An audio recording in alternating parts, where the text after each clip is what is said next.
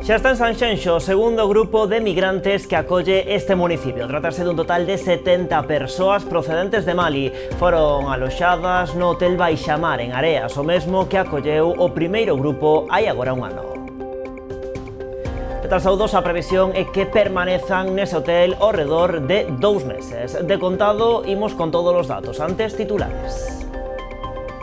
Goberno Central, Xunta e Deputación de Pontevedra visitaron hoxe o resultado das obras levadas a cabo no CEIP Daría González, na cidade infantil Príncipe Filipe de Pontevedra. O centro foi reformado no seu conxunto grazas a unha achega do Executivo Central de 1.700.000 euros. As tres administracións aproveitaron o acto para salientar a importancia da cooperación entre as administracións para facer realidade un proxecto como este. No que levamos de vendima recolléronse xa máis de 30 millóns de kilos de uva na denominación de orixe Rías Baixas. A campaña intensifícase xa co 100% das adegas da DO traballando na recollida da uva. Dende a denominación de orixe consideran aínda prematuro confirmar se desta volta se acadarán os 41 millóns de kilos de uva que se calculaban no informe de estimación da colleita de 2024. A adega Martín Codas entregou hoxe a recadación da 11ª edición do Xoves de Codax. Como sempre, o ciclo musical contou tamén nesta edición con esa vertente solidaria, entregando a 5 asociacións os fondos recadados, entre elas Amigos do Barbanza, a repartir entre estes 5 colectivos 50.000 euros que se recadaron ao longo da xeira de 5 concertos celebrados durante este verán. Unha marea vermella invadirá Boiro coa 4ª edición da Andaina Solidaria organizada por Gealsa. O obxectivo deste ano será recadar fondos para a Fundación Stop Leucemia que permitan avanzar na investigación do cancro hematolóxico. A proba vaise celebrar o último domingo deste mes. E máis de 900 ciclistas daránse cita en Pontevedra no Campeonato de Europa de Ciclocross. Tratase da primeira vez que España acolle esta proba. Unha cita ademais que neste caso é de balde para o público que poderá contemplar gratis este espectáculo, algo que non acontece en todos os países de Europa. Están vendo as novas do día en Canal Rías Baixas. Comezamos de contado falando da chegada dese grupo de migrantes a Sanxenxo.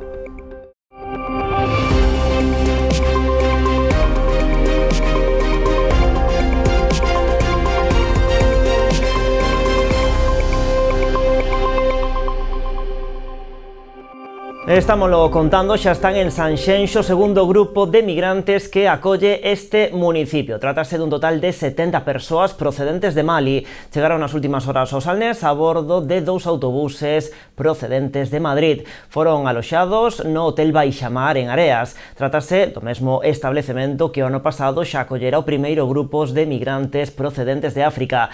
Dende o hotel din estar encantados con poder acoller a este novo grupo de mozos. A chegada deste segundo grupo de malienses fora comunicada polo Goberno Central á Xunta e ao Concello de Sanxenxo a finais de agosto. A previsión é que vayan permanecer aquí no Salnés ao redor de 2 meses. Durante este tempo participarán en accións formativas a través da ONG ACEM en colaboración co Concello de Sanxenxo. Todos estes mozos son solicitantes de asilo pola inestabilidade do seu país de orixe, que está en guerra dende o ano 2012. Unha vez se lle recoñeza esta situación, poderán buscar un traballo.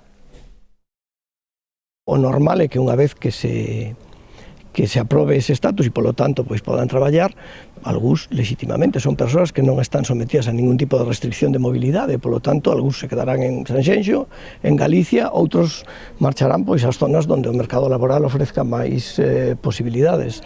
A verdade é que o que define a estancia é un trámite administrativo. A partir de aí, pois, é a vontade desas persoas que, por suposto, non se quedarán na instalación hoteleira e, como se dice en lenguaxe normal, pois, buscaránse a vida como facemos o resto dos cidadáns. Detidas 6 persoas polos presuntos delitos de estafa, branqueo de capitais e pertenza a un grupo criminal no marco da Operación Indodana. A investigación iniciouse o pasado mes de outubro a raíz dunha denuncia interposta nas dependencias da Garda Civil de Outes. A denunciante comunicou ter recibido unha mensaxe presuntamente da súa filla informándolle que o seu móvil caera a auga, polo que lle contactaba dende un número descoñecido. Solicitoulle entón que acudise a unha entidade bancaria a realizar diversas transferencias, posto que ela non tiña acceso á aplicación da banca electrónica. O importe ascendeu a 24.600 euros. Tras constatar a veracidade dos feitos denunciados, a Garda Civil conseguiu detir os presuntos autores da ciberestafa. Son 6 homes veciños de Madrid, Barcelona, Valladolid e Huesca.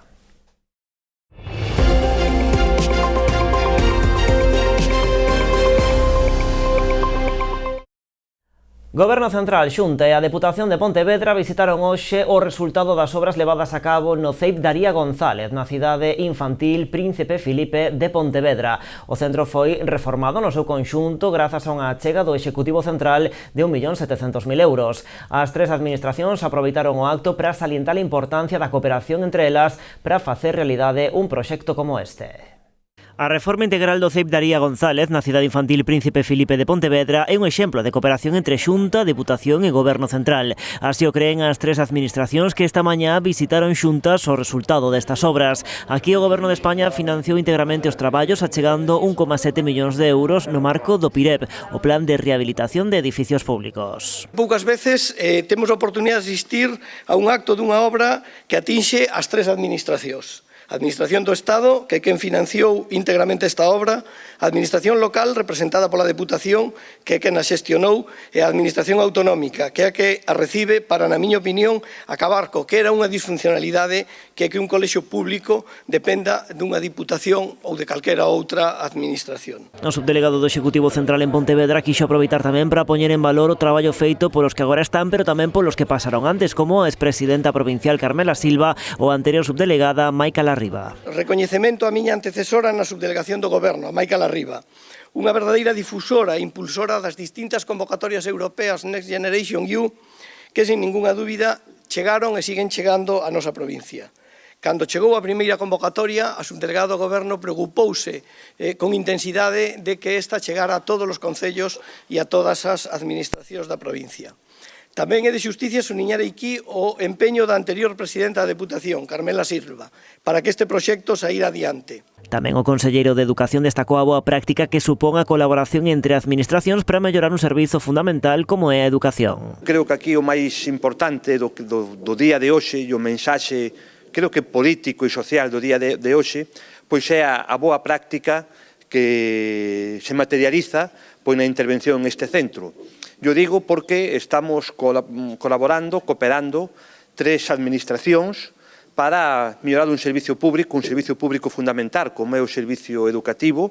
O presidente da Deputación sinalou que o traspaso deste centro educativo á Xunta vai ser nunhas condicións inmellorables. Deputación e Xunta asinaron hai agora case un ano ese protocolo para transferir a titularidade dos centros educativos situados na cidade infantil Príncipe Filipe ao Goberno galego. É comprensible que este para ver o estado no que están as instalacións. E como ves, querido conselleiro, aquí vamos a dispor primeiro de todo o alumnado da comunidade educativa a partir de hoxe, pero logo máis adiante dun edificio nun estado excelente. Engadiu López, no que vai de mandato, o organismo provincial investiu no conxunto da cidade infantil Príncipe Filipe 3,2 millóns de euros. E seguimos en Pontevedra falando de educación porque as familias do Colexio Xunqueira 1 piden a Xunta que se cumpran as ratios. As familias de cuarto curso de educación infantil concentráronse ás portas do centro demandando educación que reforce o profesorado. Din que en cuarto de infantil deberá haber como máximo 20 alumnos, pero que na realidade na clase hai unha ratio ponderada de 23, tendo en conta que no caso de rapazada con algunha discapacidade, cada alumno pode chegar a contabilizar como 2 ou 3. No caso desta aula hai dous nenos con necesidades educativas especiais, un que conta por 2 e outro que conta por 3. Solicitan a incorporación dun segundo docente de apoio para que toda a rapazada poida ser atendida correctamente. E o PSD galego Parlamento a situación dos centros educativos de Rianxo. Nunha pregunta oral presentada esta mañá na Comisión de Educación solicitaron a mellora das infraestructuras e a dotación de persoal nos 3 centros públicos de infantil e primaria. O voceiro de Educación do Grupo Socialista, Julio Abalde, levou hoxe ao Parlamento a falla de profesorado especializado e as deficiencias nas infraestructuras nos colexios Alfonso Daniel Rodríguez Castelao, Xosé María Brea Segade e Ana María Dieguez de Rianxo. Abalde presentou unha pregunta oral na Comisión de Educación recollendo as principais demandas da comunidade educativa da localidade. Refírense principalmente ás carencias en seguridade e o incumprimento da normativa de accesibilidade, o carecer de ascensor e instalacións adaptadas. No que respecta á falla de especialistas, sinalou que no Brea Segade de Taragoña contan só cun mestre de audición e linguaxe durante 2 días á semana para atender a 18 nenos con necesidades de apoio educativo. No Colexio Castelao falta por cubrir unha praza de pedagogía terapéutica, así como un profesor de inglés, mentres que no CEIP Ana María Dieguez de Asados demandan o desdobre dunha aula que na actualidade conta con 28 nenos, incumprindo a ratio de alumnos. E o BNG de Noia solicitará no pleno que se dea continuidade ao proxecto de rehabilitación do IES Virxe do Mar. Tras a intervención que está a piques de concluir na fachada principal, demandan á Xunta que actúe tamén nos muros laterais e posterior para a posta en valor de todo o inmoble. A piques de rematar a rehabilitación da fachada do IES Virxe do Mar de Noia, o BNG destacou o bo resultado da intervención, despois de que se mantivera o reboque en branco respectando o deseño orixinal do inmoble. Aínda que satisfeitos, os nacionalistas consideran que a actuación é insuficiente, polo que levarán a pleno unha moción para instar a Xunta a darlle continuidade ao proxecto, con intervencións nos muros laterais e na fachada anterior. Haille que pedir a Xunta, que é quen desenvolve o proxecto, pois que as fachadas laterais e anterior tamén sexan coidadas, pois se atopan nun estado de deterioro importante, así como que no lateral, nas columnas que existen, se tire o muro que non pertence a construción orixinal e máis pois se conecten con a reixa como indica o plan do casco histórico nese lugar. Demandan ademais ao Concello a retirada de cartéis publicitarios, sinais e outros elementos que interfiren na visión deste conxunto patrimonial, tal e como establece o Plan Especial de Protección do Casco Histórico. Imos solicitar tamén ao Concello de Noia que de forma progresiva entendemos pois que hai cuestións como un quiosco de loterías que igual ten unha concesión, máis que non se renove esa concesión e que na medida do posible canto antes se saque de diante do edificio, como así tamén manda o plan especial do casco histórico, posto que teñense que eliminar os elementos que distorsionan a mirada do edificio e, bueno, tamén que se quiten os elementos publicitarios desta localización e mudalos para outra, se busque unha mellor localización para os sinais, se quiten outros elementos como de metal que nada pintan diante desta fachada, ou mesmo, bueno, pois que se quite a cabina de teléfonos ou se mobilicen os contenedores hacia outra localización. Por último, solicitan ao Concello que poña en valor as fontes e manteña ben coidadas as zonas axardinadas situadas na fronte do Instituto. A comezos de novembro, Pontevedra converterase na primeira cidade de España en ser a sede do Campeonato Europeo de Ciclocross, unha proposta que ademais é de balde, polo que todos e todas poderemos acceder a ver esas probas de xeito gratuito. Ampliamos logo da publicidade.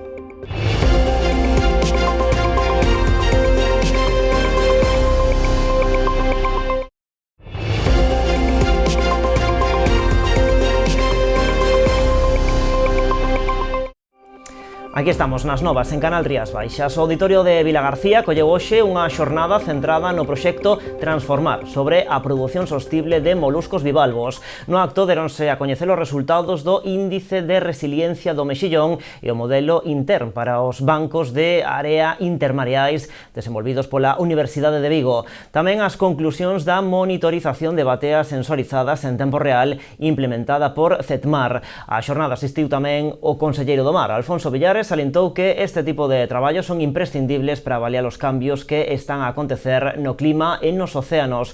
Un xeito, dixo, de afondar na sostibilidade da explotación dos recursos mariños que permita garantir o futuro das poboacións costeiras. No que levamos de vendima recolléronse xa máis de 30 millóns de kilos de uva. A campaña intensifícase xa co 100% das adegas da denominación de orixe Rías Baixas traballando na recollida. Nestes momentos, a actividade céntrase na retirada das uvas autóctonas encabezadas pola variedade albariño. O Departamento Técnico da DO está a pleno funcionamento tamén para controlar a orixe e a calidade das uvas que entran nas adegas. Para este traballo contan cun equipo de 23 auditores. Aínda que xa se superaron eses 30 millóns de kilos de uva, polo momento, dende Rías Baixas, consideran prematuro confirmar se desta volta se acadarán os 41 millóns de kilos de uva que se calculaban no informe de estimación da colleita 2024. Polo de agora, apuntan que algunhas adegas xa lles están a trasladar que están a recoller algo menos do previsto. A vendima arrancou o pasado 27 de agosto cos pés de Cuba e os viños bases de escumosos de calidade. E a adega Martín Codax entregaba hoxe a recadación da 11ª edición dos Xoves de Codax. Como sempre, este ciclo musical contou con esa vertente solidaria entregando a distintas asociacións eses fondos. O acto tivo lugar na terraza da adega Cambadesa. Ali o presidente de Martín Codax fixo entrega desa recadación ás 5 asociacións seleccionadas como beneficiarias nesta edición de 2024. Son Amicos, con base na comarca do Barbanza, así como a Asociación Compostela de Esclerose Múltiple, Parkinson, ELA e outras enfermedades neurodegenerativas, Son das Flores, a Cociña Económica de Compostela e a Federación Galega de Enfermidades Raras e Crónicas. A repartir entre todas elas 50.000 euros que se recadaron ao longo da xeira de 5 concertos solidarios cos que contou este ciclo dos Xoves de Codax durante este verán. Xa son máis de 270.000 euros os que Bodegas Martín Codax leva entregado neste ciclo. O deste ano corresponden unha contía de 50.000 euros que sabemos que van a estar pois moi ben empregados por cada unha destas asociacións que recollen diferentes ámbitos, enfermedades raras, ELA, Amicos, a creación dunha orquesta para persoas excluídas.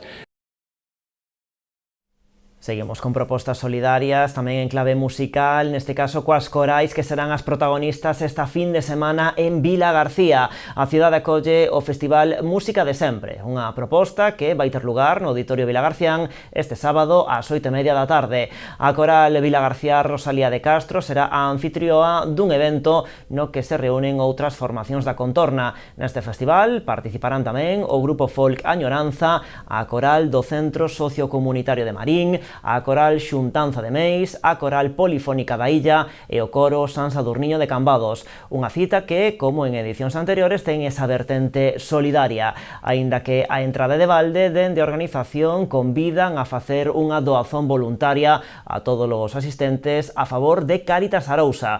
Esta mañá, na presentación do evento, animaron ao público a apoiar a esta entidade, salientando o gran labor que desenvolven na comarca. A las 8:30 de la tarde vamos a celebrar un festival en el auditorio. La entrada es gratuita en beneficio de Cáritas y toda la recaudación, por supuesto, irá dedicada a Cáritas.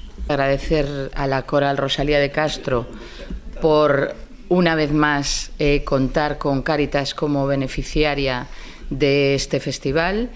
Y por supuesto a todas las corales que vienen y van a participar el sábado 21 de septiembre a las 8:30 de la tarde. Tenemos una cita allí muy importante, por supuesto para escuchar a estas corales que hacen un trabajo estupendo y después, lógicamente, para colaborar con Cáritas. E outra proposta musical máis en Vila García, os concertos que propoñen dende a Sociedade Filarmónica da cidade. Son en total 7 actuacións. O arranque desta novena tempada será o día 10 de outubro da man da Orquestra Sinfónica de Galicia. Neste caso vanse ofrecer 350 entradas de balde. A seguinte cita será o 15 de novembro cun espectáculo dedicado á tradición mexicana. E a continuación, o día 13 de decembro, vaise celebrar a Gala Lírica, un concerto, neste caso a cargo do tenor José Simerilla.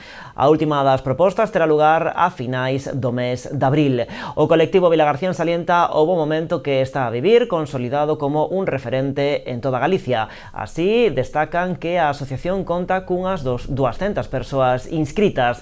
Fa unha comparativa con outras cidades como Vigo, que tendo moitísima máis poboación, rolda os 300 asociados. É un pequeno milagre para Vilagarcía ter esta serie de concertos, porque realmente o número de socios é impresionante. Contamos que Vilagarcía ten 200, cidades como Vigo teñen 300 solamente, a cantidad de población pois casi multiplica por 10 de Vilagarcía. Entonces, verdadeiramente, si unha afición á música clásica en Vilagarcía, e desde o Concello e a Sociedade Filarmónica creouse unha sinerxia para potenciar esta afición, dotando a cidade dunha serie de concertos, de 7 concertos que creo que atraen a moitísimos melómenos tanto da cidade como da contorna. En este momento son 199 socios. Este número, si hacemos una comparación con las grandes ciudades de Galicia en cuanto a la entidad de población de estas grandes ciudades y la relación de número de socios que tienen sus sociedades filarmónicas comparado con la entidad de población de Vilagarcía y el número de socios que tiene la sociedad, pues es altamente significativo.